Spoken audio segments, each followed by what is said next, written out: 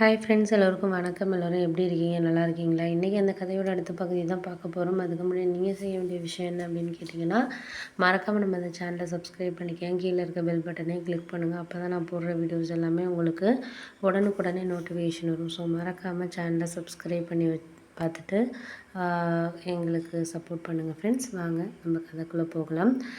நான் வந்து இது மாதிரி வந்து அந்த இன்டர்வியூக்காக வந்து ஒரு 1 வீக்காகவே வெயிட் பண்ணிக்கிட்டு இருந்தேன்.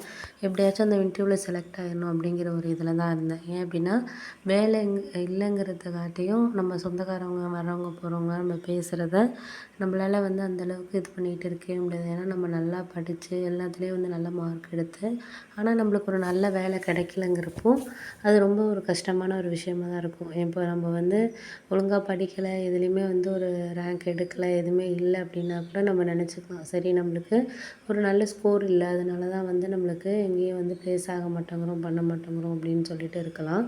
ஆனால் வந்து இன்றைக்கி வந்து இவ்வளோ தூரம் வந்து எல்லாமே இது பண்ணிவிட்டு இவ்வளோ தூரம் படித்து நல்ல யூனிவர்சிட்டிலாம் வந்து நல்ல ரேங்க் எடுத்து பண்ணி செஞ்சு நம்மளுக்கு வந்து ஒரு நல்ல வேலை கிடைக்கலங்கிறது எவ்வளோ ஒரு கஷ்டமான விஷயமா இருக்குங்கிறது நான் ஒரு 7 மாதத்துல வந்து இப்போ வந்து அதை வந்து இது பண்ணிக்கிட்டு இருக்கேன். எங்கே போனாலுமே வந்து ஏதாச்சும் ஒரு ரீசன் சொல்லி வேண்டாங்கிறாங்க. அப்படிங்கிறப்ப வந்து நம்மளுக்கு ஏன் இந்த வேலை கிடைக்கல, எல்லாமே டேலண்ட் இருந்தும் ஏன் கிடைக்கல, அப்படி எப்படியாச்சும் நம்ம முயற்சி பண்ணியே ஆகணும் அப்படின்னு சொல்லிட்டு தான் வந்து ஒரு இதாக நான் வந்து அதை நடத்திக்கிட்டு இருந்தேன். அப்போ அந்த சமயத்தில் வந்து எங்கள் அண்ணன் வந்து எனக்கு கொஞ்சம் சப்போர்ட் பண்ணார். ஆனால் அம்மா அப்பாவை காட்டியும் அண்ணன் வந்து, ஏன்னா அவரும் படித்து வந்து ஒரு 1 இயர் வேலை இல்லாமல் ரொம்ப கஷ்டப்பட்டு தான் வந்து ஒரு பேங்க்குக்கு வந்து இன்டர்வியூவில் செலக்ட் ஆகி அதுக்கப்புறம் தான் போனார்.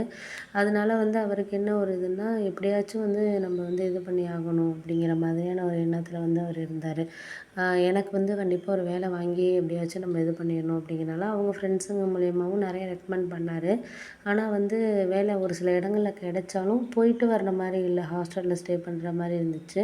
அதுக்கு தகுந்த ஒரு சேலரி வந்து அந்த கம்பெனியில் நம்மளுக்கு பே பண்ணாத மாதிரி இருந்துச்சு. இப்படி நிறைய ரீசனால் ஒரு 7 மாதமாக வந்து வேலை இல்லாமல் அங்கேயும் இங்கேயுமாவே இப்படியாவே இருந்த மாதிரி இருந்துச்சு. ஆனால் எங்கள் அம்மா சொல்லிட்டாங்க, இன்னும் 2, 3 மாதம் பார்ப்பேன், அவ்வளோதான், வேலை கிடைக்கலன்னா ஏதாச்சும் மாப்பிள்ளையை பார்த்து கல்யாணம் பண்ணி கொடுக்கலாம் அப்படின்னு சொல்லிட்டு அப்பாவும் நினைக்கிறாரு, நானும் நினைக்கிறேன் அப்படின்ட்டு இதையே தான் சொல்லி காமிச்சிட்டு இருந்தாங்க. வர்ற போகிறவங்களும் வந்து ஏன் அதான் வேலை கிடைக்கலையே, ஏதாச்சும் ஒரு மேரேஜ் பண்ணி கொடுக்க வேண்டியதுதானே, எதுக்கு வீட்டில் வச்சுருக்கீங்க அப்படி இப்படின்ட்டு வரப்போகிற சொந்தக்காரங்க 1க்கு 2ஆக சொல்லி விட்டுட்டு இருந்தாங்க. அதனாலேயே வந்து எனக்கும் எங்கள் அம்மாவுக்கும் வந்து ஏதாச்சும் ஒரு இதாகவே இருந்துகிட்டு இருந்துச்சு. சரி ஓகே, நம்மளுக்கு வந்து இதுக்கப்புறம் வந்து எதுவும் சரியாக வராது அப்படிங்கிற ஒரு முடிவுக்கு வந்ததுக்கப்புறம் தான் நான் வந்து ஒரு முடிவு பண்ணியாச்சு. சரி, இதுக்கப்புறம் நம்மளுக்கு நம்ம இந்த விஷயத்தில் வந்து நம்ம இது பண்ணாமல் இருந்தாலே வந்து போதும் அப்படிங்கிற மாதிரி எப்படியாச்சும் ஒரு வேலை நம்ம பார்த்துடணும், இல்லாட்டினா யாருக்காவது நம்மளை மேரேஜ் பண்ணி கொடுத்துருவாங்க அப்படிங்கிறனாலேயே நான் வந்து ஒரு வேலை பார்த்தே ஆகணும்னால ஒரு தொடர்ந்து 1 மந்த்தாகவே வந்து நிறைய இன்டர்வியூ அட்டென்ட் பண்ணுறது, ரெகுலராக வந்து ஏதாச்சும் வந்து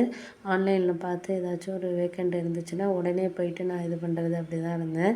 அதுக்கு செலவுக்கு இன்டர்வியூக்கு போகிறதுக்கு கூட அப்பாவும் அம்மாவும் வந்து அந்த அளவுக்கு பணம் கொடுக்க மாட்டேன்ட்டாங்க. ஏன்னா எப்போ பார்த்தாலும் 500 1000ன்னு கேட்டுக்கிட்டு இருக்கேன் அப்படி இப்படின்னு சொல்லிட்டு எங்கள் அப்பா பேச ஆரம்பிச்சிட்டாரு.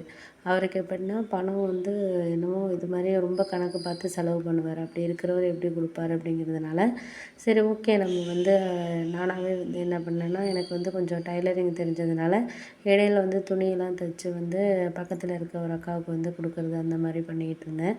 அவங்க இடையில வந்து கொஞ்சம் பணம் கொடுப்பாங்க தைச்சி கொடுக்குறதுக்கு. நைட்லலாம் உட்காந்து தைக்கிறனால அவங்க வந்து பணம் கொடுப்பாங்க. அந்த பணத்தை வாங்கி தான் வந்து நான் இன்டர்வியூ அட்டென்ட் பண்ண ஆரம்பித்தேன். ஒரு 2, 3 மாதம் தான் அப்பா கிட்ட கேட்டேன். ஆனால் அவர் வந்து பணம் வந்து கொடுக்குறப்பயே இது மாதிரி திட்டிட்டு கொடுத்தாருன்னா எப்படி அந்த இதுதாகும் அப்படின்ட்டு எனக்கு மனசுக்குள்ளேயும் இந்த ஒரு எண்ணம் தோண ஆரம்பிச்சிச்சு. அதனாலேயே வந்து நான் என்ன பண்ணிட்டேன்னா, சரி துணி தைச்சி கொடுத்து நம்ம வந்து ஒரு வீக்லி ஒரு 2, 3 ட்ரெஸ் தைச்சி கொடுத்தோன்னா கூட ஏதோ ஒரு 500 1000 கிடச்சிச்சின்னா அது மூலியமாக நம்ம இன்டர்வியூக்கு பணத்தை வச்சுக்கலாம் அப்படின்ட்டு அது மாதிரி செஞ்சிகிட்டு இருந்தேன்.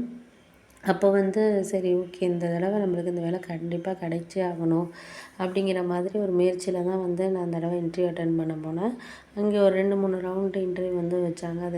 அதில் 2 ரவுண்டில் வந்து செலக்ட் ஆகிட்டேன். 3rd ரவுண்டில் வந்து ஒரு 3 பேர் தான் செலக்ட் பண்ணுவோம். ஏன்னா வேக்கண்ட் வந்து 3 வேக்கண்ட் தான் இருக்குங்கிறதுனால கிட்டத்தட்ட நாங்கள் 10 பேர் இருந்தோம் லாஸ்ட் ரவுண்டில். அதனால் வந்து ரிட்டன் இதெல்லாம் முடிச்சதுக்கப்புறம் அந்த ஓரல் இன்டர்வியூ தான் இருந்துச்சு. அது சரி அட்டன் பண்ணியே ஆகணும் அப்படிங்கிற மாதிரி எனக்கு நிறைய விஷயங்கள் இதாகிட்டு இருந்துச்சு.